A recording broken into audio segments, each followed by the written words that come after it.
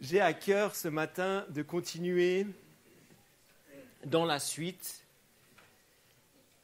On a vu il y a un mois comment demeurer en Jésus, comment habiter chez Jésus, comment connaître Jésus. Pour ça, il n'y a pas différents moyens. Il y en a, tout d'abord, on rentre. On dit « Seigneur Jésus, je veux te connaître ». On rentre par la porte. Ensuite, on a vu on n'est pas appelé à être des citoyens dans une salle d'embarquement. On est appelé à être des chrétiens qui découvrent qui est Jésus. On est appelé à connaître plus Jésus. C'est ce qu'il y a sur le cœur de Dieu. Et on a vu justement que celui qui demeure en Jésus, on s'est intéressé, on s'est dit, mais comment reconnaître quelqu'un qui demeure en Jésus ? Nous avons vu que celui qui demeure en Jésus a la vie. Nous avons vu que celui qui demeure en Jésus est fécond, il porte des fruits. Nous avons vu que celui qui demeure en Jésus a la joie. Une joie qui ne tarit pas, une joie qui vient de Dieu. C'est ce que nous avons vu. Et dans ma troisième partie, on avait vu aussi justement cette fameuse parabole, l'action du ver de terre, où on a fait l'analogie avec ce que fait l'Esprit de Dieu dans nos vies.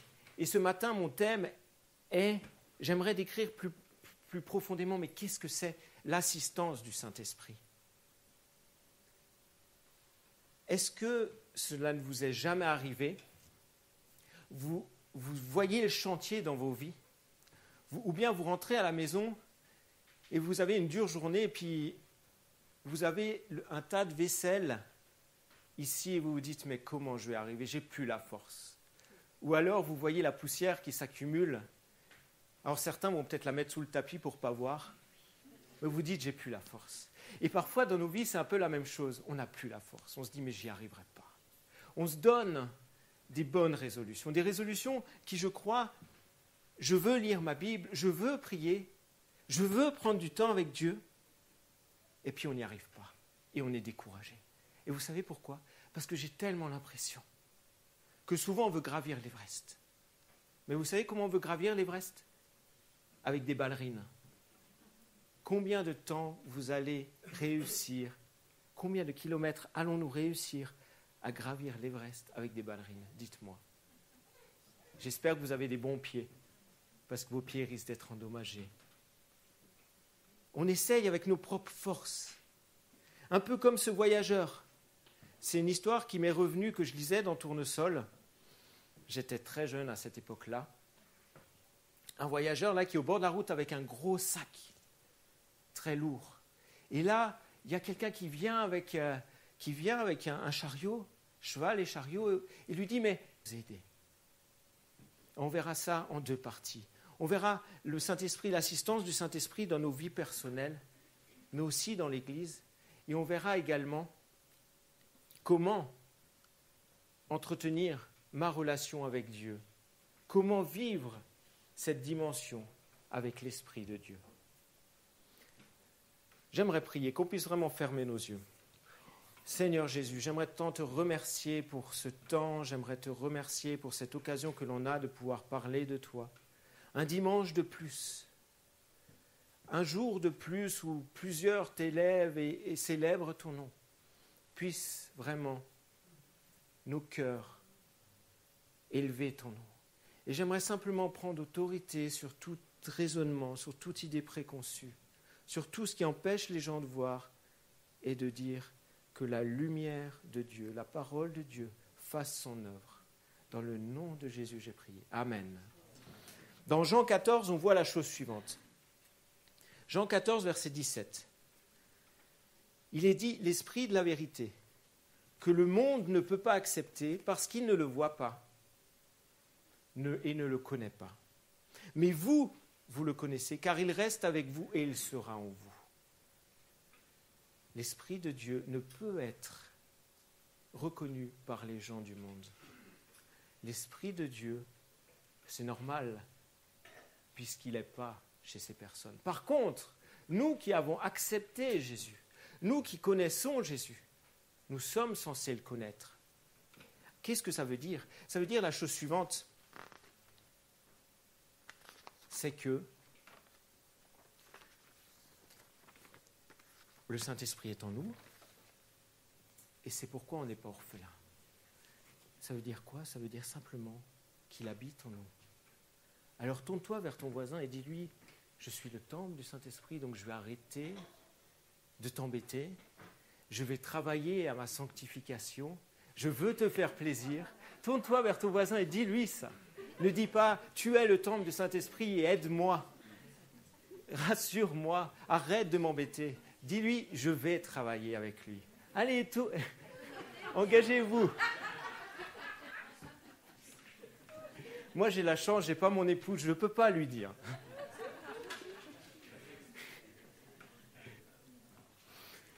On est le temple du Saint-Esprit. Ça veut dire qu'il habite chez nous. Ça veut dire qu'il y a des conséquences, et c'est ce qu'on va voir. Et ceci, c'est possible que pour les enfants de Dieu. Ce n'est pas possible pour les gens qui ne connaissent pas Jésus.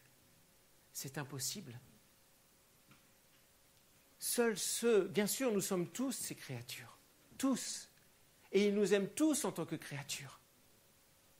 C'est une certitude. Mais tant qu'on n'est pas enfant de Dieu, nous ne pouvons dire « Abba Père, Papa ». Alors, je vous invite à lire, ça va être un peu notre livre, notre ligne directrice, Jean 16, versets 7 à 15. Jean 16, versets 7 à 15. Voilà ce qu'il est dit.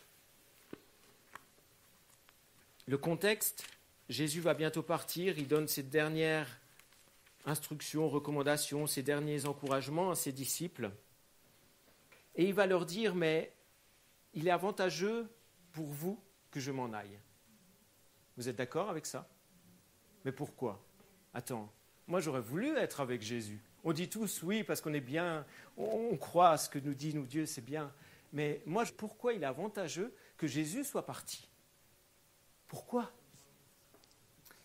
Vous avez des réponses, on va voir, on va éclaircir ça à travers ce texte. Jean 16, verset 7. Cependant, je vous le dis la vérité, il est avantageux pour vous que je parte, car si je ne pars pas, le Consolateur ne viendra pas vers vous, mais si je m'en vais, je vous l'enverrai. Et quand il sera venu, il convaincra le monde de péché, de justice et de jugement. De péché parce qu'il ne croit pas en moi, de justice parce que je m'en vais vers le Père, et de jugement parce que le prince de ce monde est déjà jugé. J'ai encore beaucoup de choses à vous dire et comprendre maintenant. Quand il sera venu, lui, l'Esprit de vérité, il vous conduira dans toute la vérité. Car ses paroles ne viendront pas, mais il parlera de tout ce qu'il aura entendu et vous annoncera les choses à venir. Lui glorifiera, parce qu'il prendra de ce qui est à moi et vous l'annoncera. Tout ce que le Père a est à moi. C'est pourquoi j'ai dit qu'il prendra de ce qui est à moi et vous l'annoncera.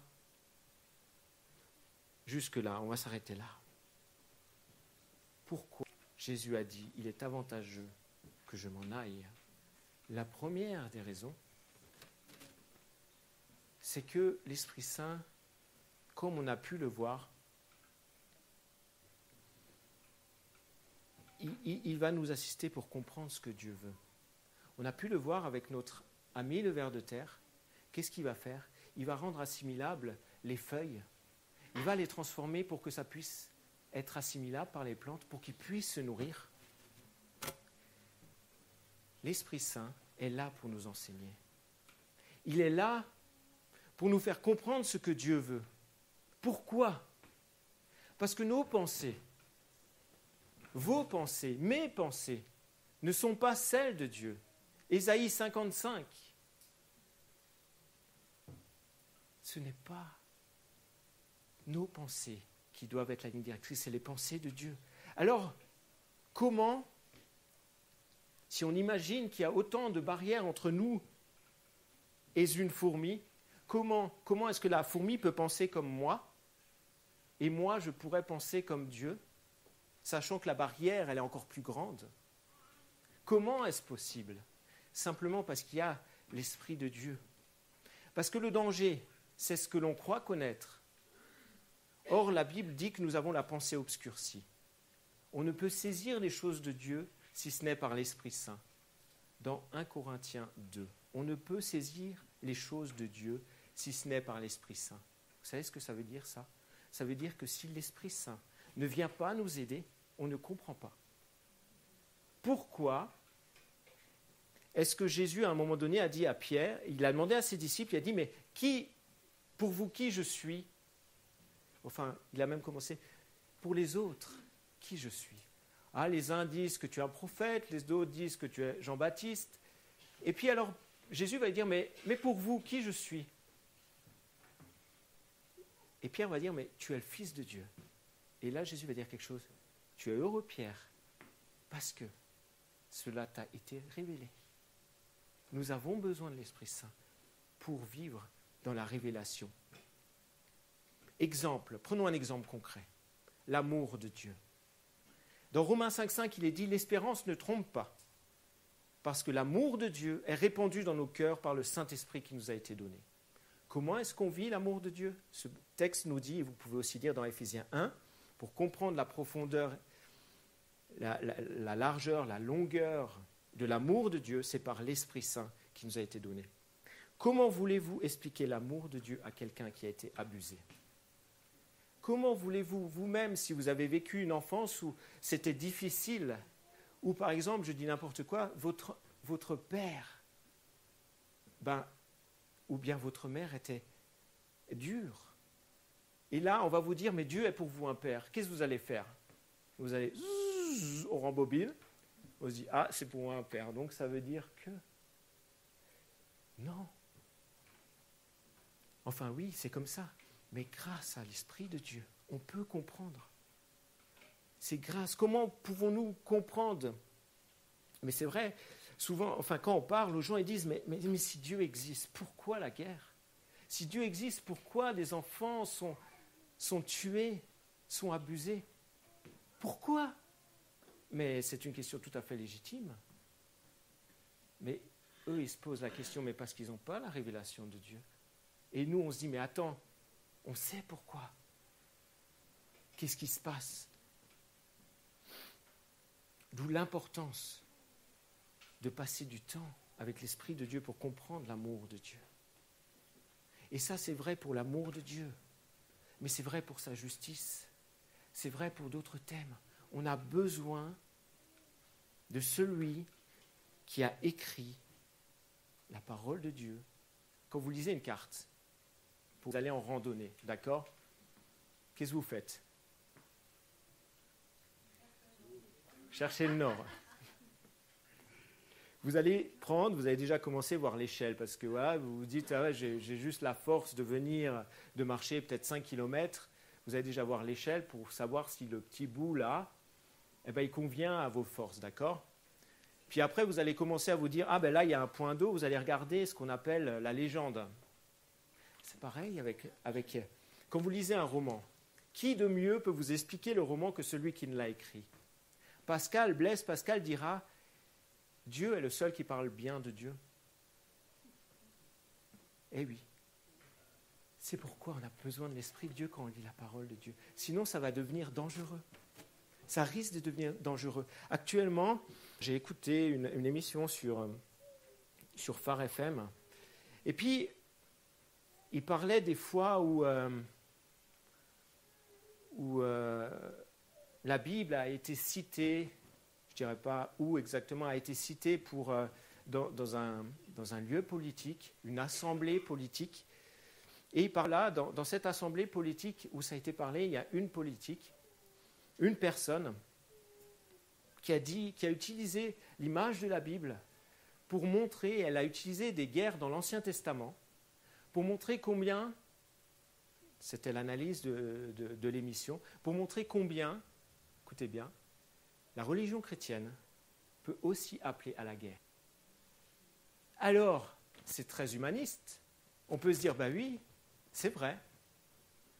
Mais je rappelle que l'Esprit de Dieu nous dit dans Hébreux que ce qui s'est passé là, c'est l'annonce de ce qui utiliser la Bible sans l'Esprit de Dieu, sans en comprendre, c'est dangereux. Parce qu'on peut partir dans des guerres de religion. les pharisiens à l'époque de Jésus. Dieu disait, fais ton offrande à Dieu. Et Jésus va leur dire, vous êtes hypocrites, parce que vous dites, ce que je n'ai pas besoin d'offrir à mes parents, je l'offre à Dieu. Non. Honore tes parents, ça fait tout autant plaisir que d'offrir à Dieu ce que... Pourquoi ? Parce que le problème des pharisiens, et le problème peut-être de nous, c'est qu'en fait, on lit la Bible comme on lirait le Nouvelliste. On lit la Bible comme on lirait tout d'un coup. Dieu nous renouvelle, et tout d'un coup on a des flashs. On se dit, mais ça, je n'avais pas compris comme ça. Ah, mais ça, c'est différent.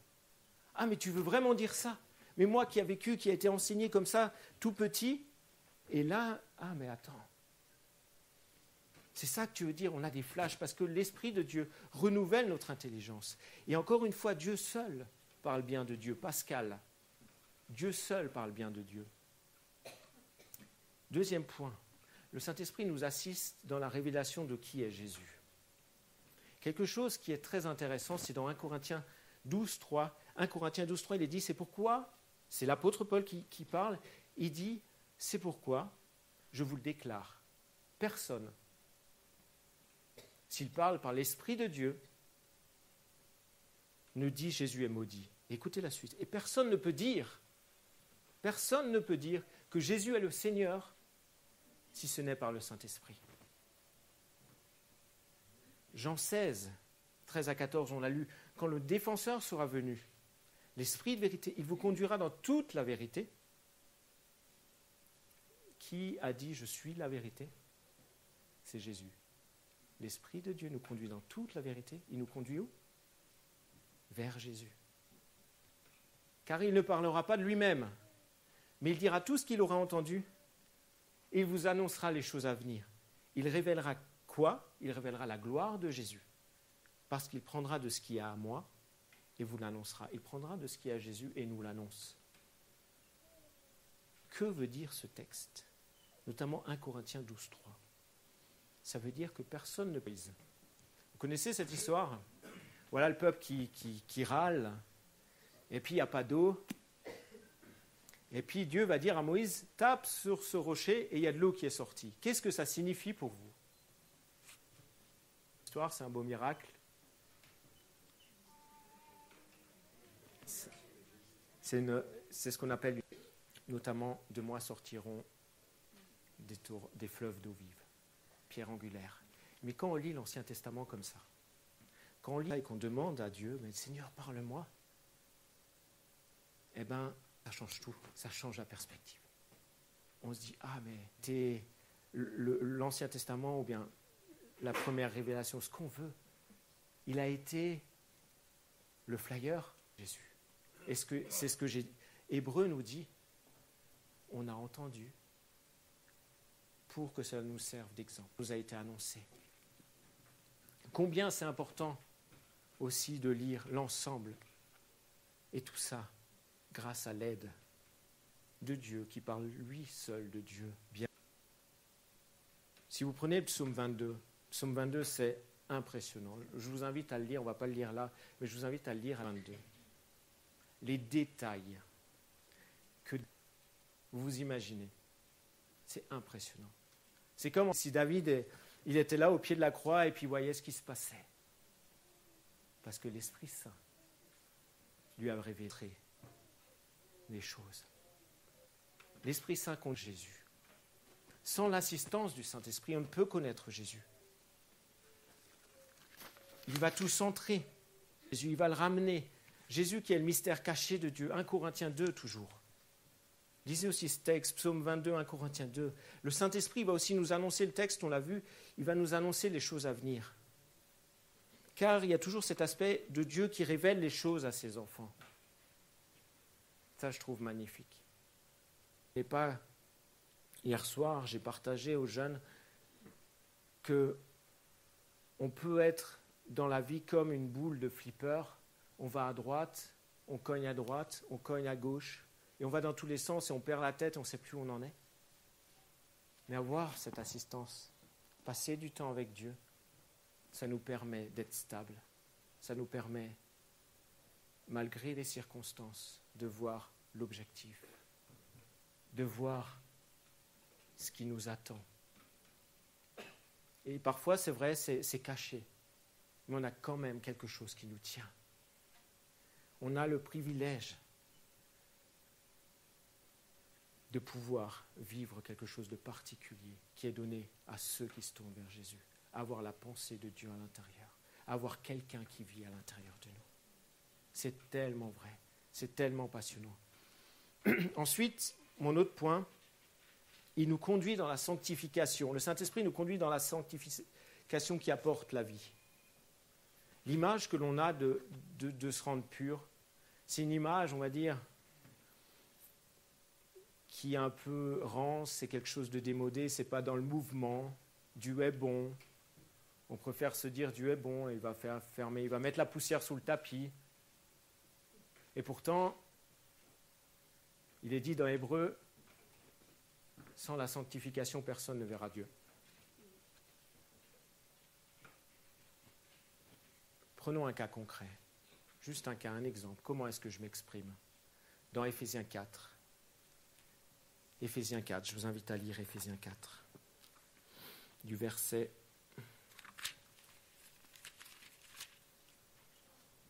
23. Être renouvelé par l'Esprit dans votre intelligence, c'est ce que je disais, et revêtir la nature nouvelle créée selon Dieu dans une justice et une sainteté que produit la vérité. C'est pourquoi rejetez le mensonge et que chacun de vous parle la vérité à son prochain, car nous sommes membres les uns des autres. Si vous vous mettez en colère, ne péchez pas. Que le soleil ne se couche pas sur votre irritation. Ne donnez pas accès au diable. Que celui qui dérobait ne dérobe plus, mais qu'il prenne plutôt de la peine de ses mains, pour avoir de quoi donner à celui qui est dans le besoin. Qu'il ne sorte de votre bouche aucune parole malsaine, mais s'il y a lieu, quelques bonnes paroles qui servent à l'édification nécessaire et communiquent une grâce à ceux. C'est ça qui est intéressant. N'attristez pas le Saint-Esprit de Dieu, par lequel vous avez été scellés pour le jour de la rédemption. Tellement c'est important, l'exemple de la sanctification. C'est un exemple parmi d'autres. Là, ce texte, il parle de ne pas dérober.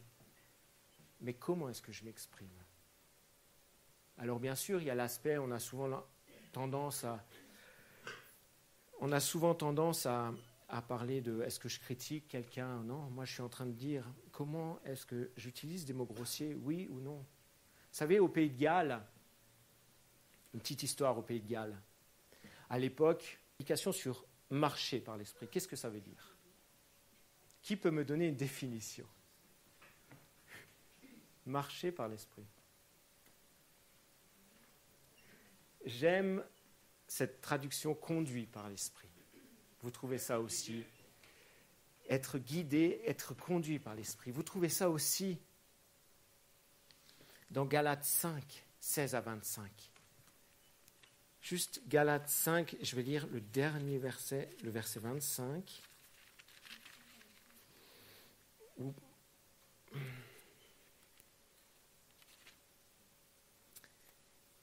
Voilà ce qu'il est dit. Si nous vivons par l'esprit, marchons aussi par l'esprit. D'accord? Et verset 16, je dis donc, marchez par l'esprit et vous n'accomplirez pas les désirs de la chair. En fait, se laisser conduire par l'esprit nous permet de laisser de côté ce qui ne plaît pas à Dieu. C'est là le secret de la sanctification, se laisser guider, se laisser emmener par le Saint-Esprit là où il veut nous dire. De telle façon qu'on se rapproche, de telle façon que le fruit de l'Esprit se développe. L'assistance du Saint-Esprit dans l'Église. Dans Actes 9, 31, il est dit « L'Église grandissait par l'assistance du Saint-Esprit ».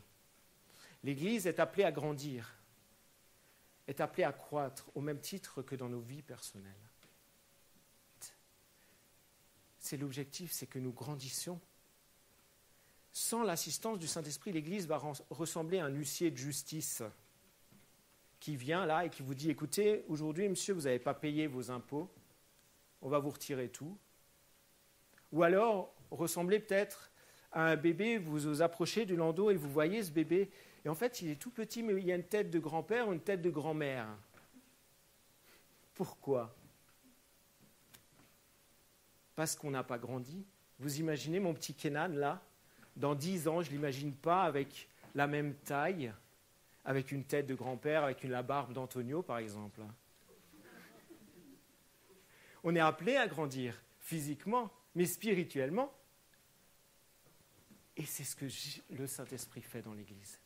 C'est ce qu'il veut nous conduire là. Encore une petite histoire.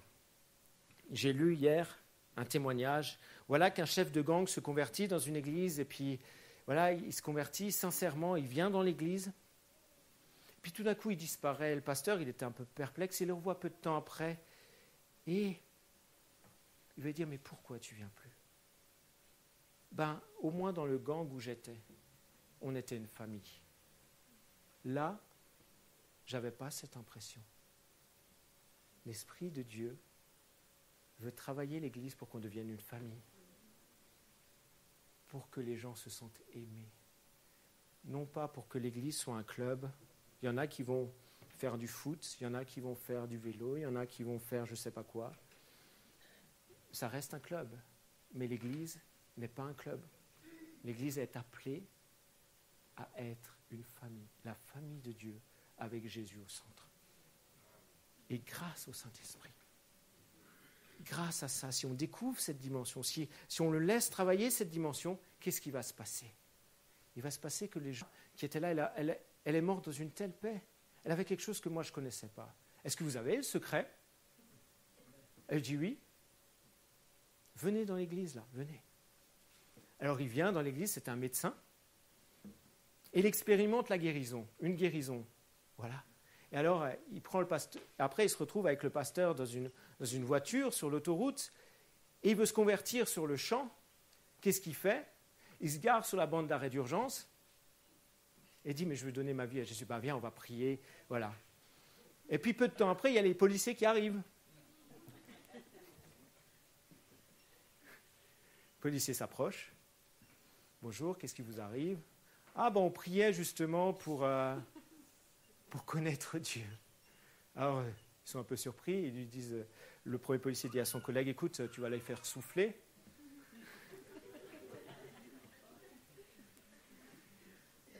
Voilà, ils font, il n'y a rien. Ok, bon, allez, repartez. Et puis, celui qui vient de se convertir dit, j'aimerais que vous puissiez connaître qu'il est celui qui convainc de péché, de justice et de jugement. Nous, on ne pourra que faire, au pire, au mieux, on ne pourra que faire des personnes qui adhèrent à quelque chose. Le Saint-Esprit, lui, il amène les gens dans la repentance. Et encore, le dernier point dans l'Église, la puissance pour être ses témoins. Combien on a tant besoin de cet aspect pour le combat des âmes ?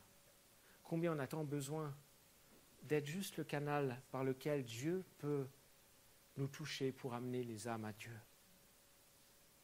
Combien on a tant besoin de passer du temps avec pour que son cœur se déverse dans l'autre et qu'on puisse prier et qu'on ait le courage. Je ne sais pas comment ça vous arrive quand vous devez parler de Jésus.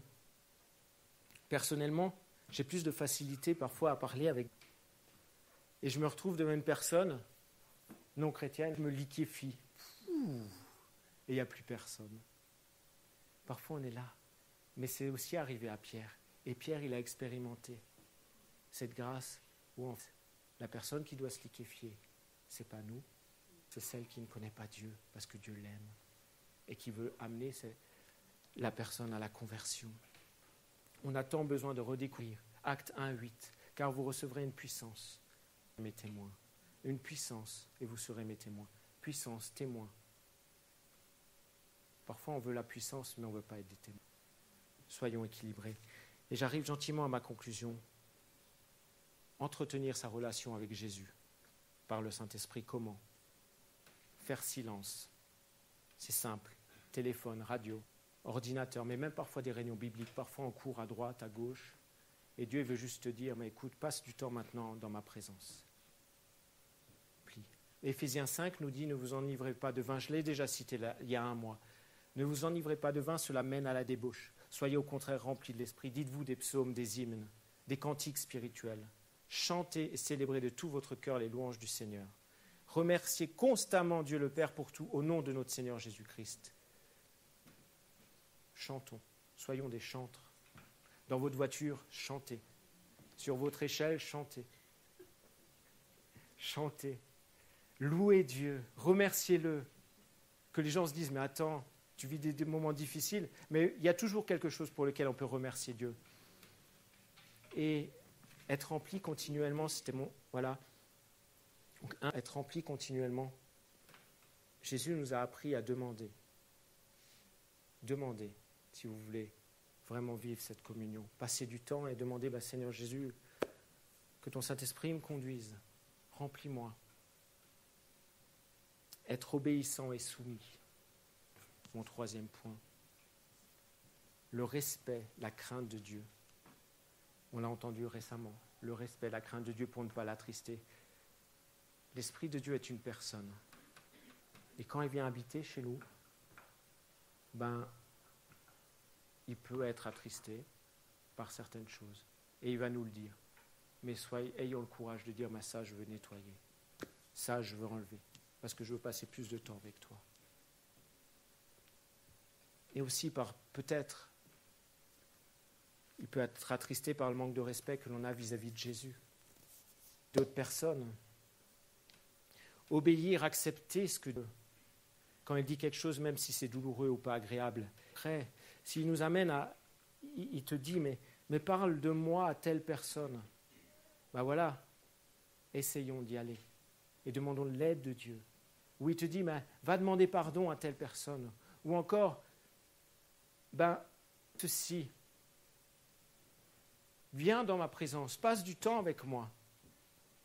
Je te remercie pour ta grâce, je te remercie pour ta parole. Je te remercie pour ce que tu fais. Seigneur Jésus, je te remercie parce que c'est toi qui transformes les cœurs. C'est toi qui libère, c'est toi qui visite. C'est par ton Saint-Esprit, je te remercie. Merci pour ta parole qui a été dite. Et merci pour les fruits, pour ton royaume. Jésus, merci.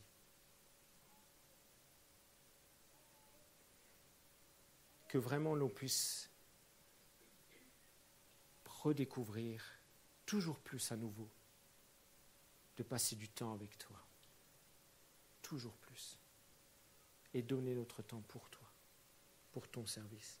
Nous rappeler d'où on a été tiré comme Chantal a eu ce rêve.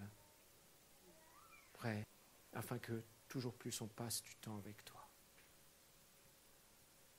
Seigneur, vraiment bénis mes frères, mes sœurs, et que vraiment ta main soit sur chacun.